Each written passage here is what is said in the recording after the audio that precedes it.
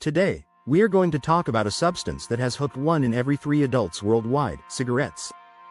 Yes, we're talking about the legal drug that many are addicted to: tobacco. Do you smoke? Well, I do, and like many others, I've tried to quit but haven't had much success.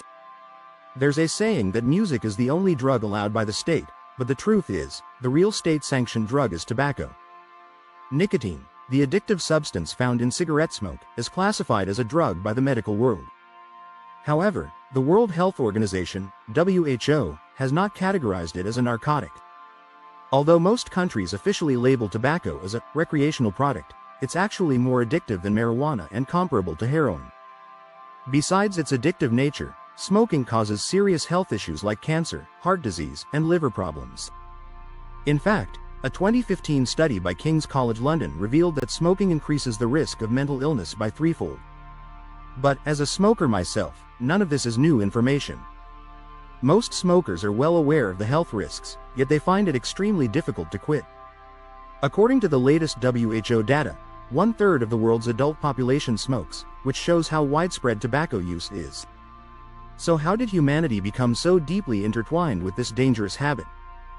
The history of tobacco goes back much further than you might think. According to records, tobacco was first discovered by the indigenous peoples of the Americas around 6000 BC. The Mayans used tobacco for religious ceremonies, as well as for treating ailments like asthma, fevers, and burns. However, it wasn't until Christopher Columbus arrived in the Americas in 1492 that tobacco began spreading globally. Ironically, Columbus and his crew, devout Christians, were initially repulsed by tobacco.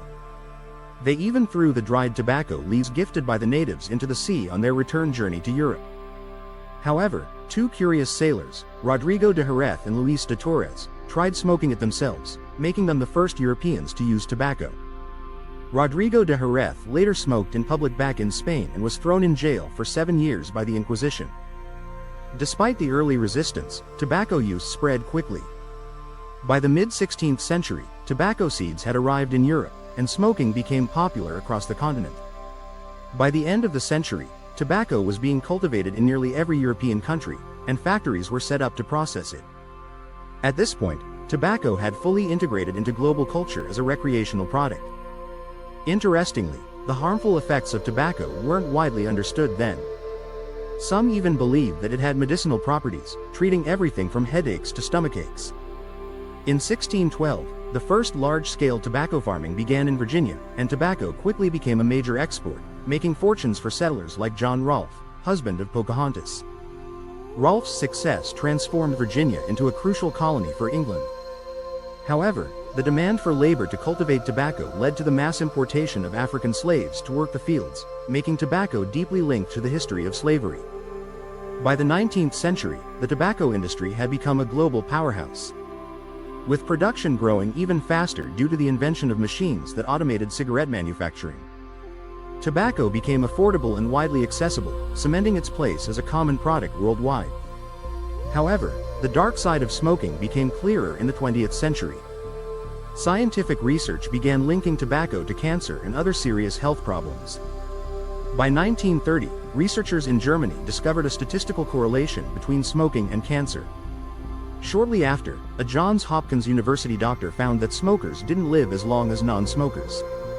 The real turning point came in the 1950s when smoking was officially linked to cancer, heart disease, and chronic bronchitis. The release of the first comprehensive Surgeon General's report on smoking in the 1960s led to the first decline in cigarette sales in 20 years. But by this time, the tobacco industry had grown too large to be easily brought down.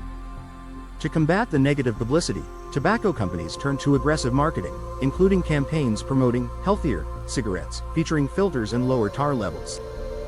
The infamous Kent cigarette, for example, was marketed as having a miracle filter, which was later revealed to be made of asbestos.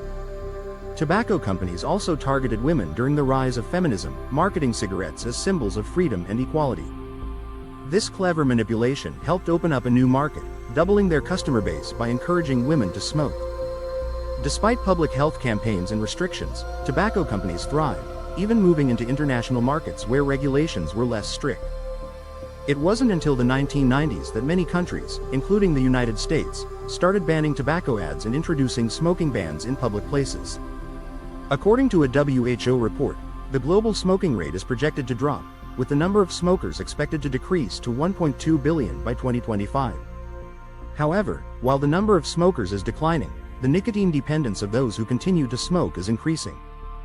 Thank you for watching.